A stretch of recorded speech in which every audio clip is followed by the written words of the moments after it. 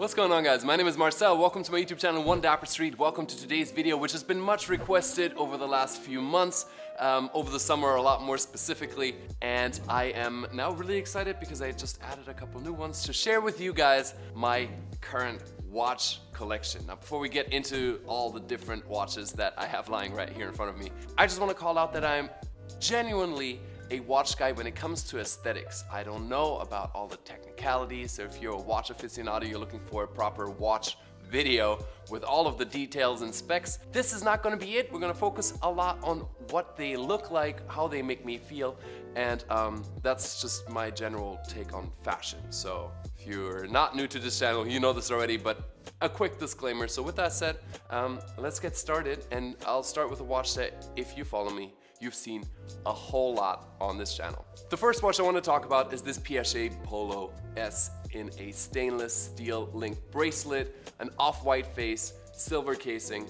I absolutely love this watch. This is the first like really high-end watch, like fine watch that I got, and I actually got this for free, which I know sounds crazy, but that's you know, a perk of this job.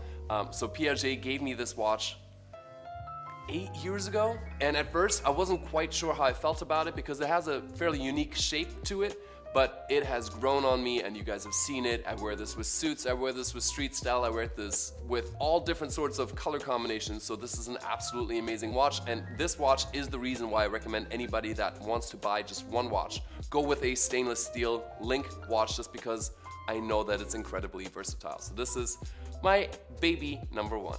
Second up, very similar but also very different to the first watch. I just got this recently, a Cartier tank, also stainless steel. Now this is a lot more sleek and a lot more elegant, a lot more classic. I've wanted a tank or a Santos for a really long time. They're not super expensive and they have that very, very classic look. If you follow me on Instagram, you saw that I actually exchanged one of my Breitlings, the Navitimer, for this one. So this has recently been added and I've been wearing it almost daily since, just because it's a really nice, like I said, sleek, subtle piece that just screams classic luxury. Speaking of classic, right here I'm holding my Longines. It's a chronograph and I absolutely love this thing. Primarily because this is the only watch I have that has a moon phase, and I always thought those are so pretty. The face is just a tad off-white, and then the chronograph is in navy and some gold accents. The arms are, is it called arms? See, like I said, I don't even know how to talk about watches. Jesus Christ. You know, the little arm and the big arm, also navy blue. Oh my God, I'm just opening myself up officially at this point for all the haters to jump on the comments. But also I'm German, so at least I have an excuse to, you know, a foreigner excuse.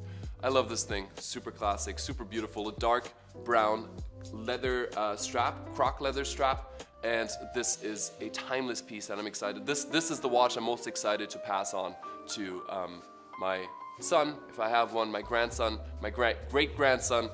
This is what yeah, I love this thing. Similar, but just a bit more simple, the Montblanc Heritage Chronograph.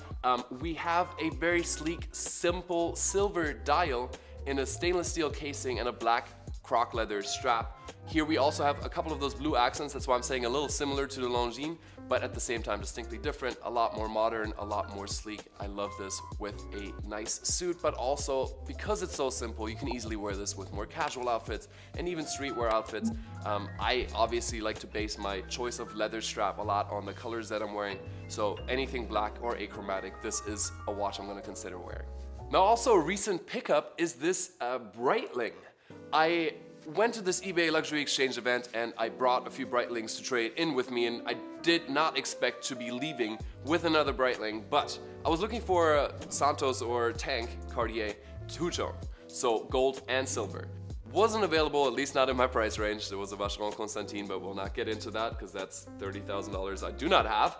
And I saw this and I was like, this is such a beautiful, unique watch. It's a chronograph. We have a black dial, and then the chrono dials are actually gold. Then we have a gold and steel case, and I think the whole combination of that against the black leather strap is absolutely beautiful. It is very unique. It isn't most easily worn watch, but it is the only thing that I have that is silver and gold, and I wanted something like that in my wardrobe, and this is so unique and so special, so that's why I decided to go for this one. I'm excited to be styling this on this channel a lot more over the next years, not just a few days. That's the beauty of all of these watches. They'll stay with you for a lifetime. Moving on to something pretty special. We've got a rose gold Altiplano from Piaget, and this is with like a teal, deep greenish bluish croc leather strap. Similar color face. This is a very unique watch. Rose gold, how often do you wear rose gold? I spent so much money on this, and it's very thin. I don't know if you can see that from over there, but you can probably see it in the B-roll. I love this watch. It's something that I bought for myself, honestly, more to look at than to wear, which sounds really weird. It's a special edition, so I wanted to keep this for a long time, and it's just very simple, very classic, and at the same time so unique. So as you can see, I have a couple things that are very versatile. I have a couple things that are just special because I think they're beautiful, and this would fall under the latter category. Back to Breitling, and you've seen this on this channel a bit as well. This is the Breitling for America Special Edition watch. What I love about this is a lot more robust. The case is really solid, quite heavy as well. We've got a lot of detail in the dial, and then we have that green fabric strap. I know we can exchange straps. Like, I didn't make that note in my last watch collection video.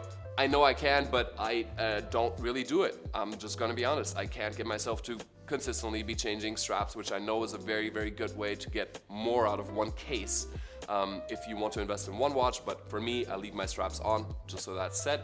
But I really like this. It has a military, a little bit more, like I said, rugged feel. And I think just that is why it still has a place in my collection in a way that I wear it a good bit as well, based on color and based on the vibe. Something a bit more special, and if the watch aficionados haven't turned this video off yet, now is when they would, if I'm including this in my watch collection video. It's a beautiful watch, but many would argue about the movements. I don't know, something. I've heard it in the past, I'm like, okay, well, I think it's pretty. We got a navy dial, a navy strap that's rubber, the light blue logo, Louis Vuitton, so it's a bit more in your face about the branding, but this is very much a fashion watch. This to me is a summer watch that is very loud, like I would wear this by the Italian seaside. Just picture it. Sitting there, sipping wine, wearing this watch. It works, it just works on a yacht, maybe. So I really like this, purely aesthetic, very different, very modern, very playful, and I think a watch like that should belong. If you're a collector, something a little bit more fun needs to be in there. Then we have a golden Zenith. This is a, I don't come from a family that had a lot, so this is the only heirloom that has been passed on through my family. And I got this when I was younger, shortly after my dad passed away, from my grandfather, who had also passed away, his second wife, so my step-grandmother. And I didn't know at the time like how special this really was, and then I you know, was reminiscing and looking at it and kind of like really getting the magnitude of what this means. So I'm really excited to have this in my collection. I don't wear it a whole lot. It's gold. When I first got it, the bezel was actually entirely covered in diamonds, but it came with an alternate bezel that only has the 4. Helps to know that my grandfather was a very masculine, very, like, believe it or not, much darker skin tone than I was. Big beard, big man. Him wearing this made perfect sense for me. Sometimes it's a bit too effeminate, but I still do wear it primarily because of the history and because I do think it's a beautiful watch that just stands out in this collection. One more Breitling. I'm gonna kind of compare it in terms of vibe to like this little Longines that I showed you before. It is classic, but it is a significantly larger case, so it's a bit more of a statement watch. We have a lighter colored brown croc leather strap, and then we have these beautiful numbers. I really like the font on all of this, the chrono, the color of the dial. It's just off-white, right? Like, let's not go crazy, Marcel, but I like my neutrals, so I think all of this works really well together. And this has been a favorite of mine for a long time. I used to work with Breitling. They had invited me to a shopping event where I got this like 50% off, maybe even 60% off, and I thought that was a great deal, and so it's still with me today. And then last but certainly not least, my Girard Perregaux bridge. a beautiful, beautiful timepiece, the most complex and most exposed movement out of all the ones that I have here with me. It is a watch that, similar to the Piaget, at first I was minimally on the fence about, but the more I looked at it, the more I fell in love with it. Primarily just because it's so unique, and you do get a little insight into the mechanics of the watch. And obviously, I might not know all about it, but I still think it's super, super cool. We got a black fabric strap on it, and yeah, I absolutely love this thing. I could actually look at this for hours. It's very meditative. Just look at the movement, back and forth. That's it. That's all the watches I have. I don't know if there's anything else I should be talking about when it comes to a watch collection video. Frankly, I've been going through some stuff personally in my personal life, and this is just a simple video that I've been wanting to shoot, you guys have been wanting to see. So I hope this is what you wanted to see. If there's anything else that I can tell you about my watch collection, please let me know. But I'm gonna try and find links if you guys are interested in investing in any of these pieces, or is something that you're considering. It is the holiday season, maybe you get a gift for yourself.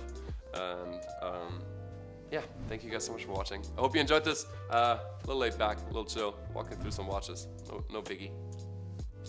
See you guys soon with the next video. Until then, as always, stay dapper, and I hope you have a beautiful holiday season already in full swing.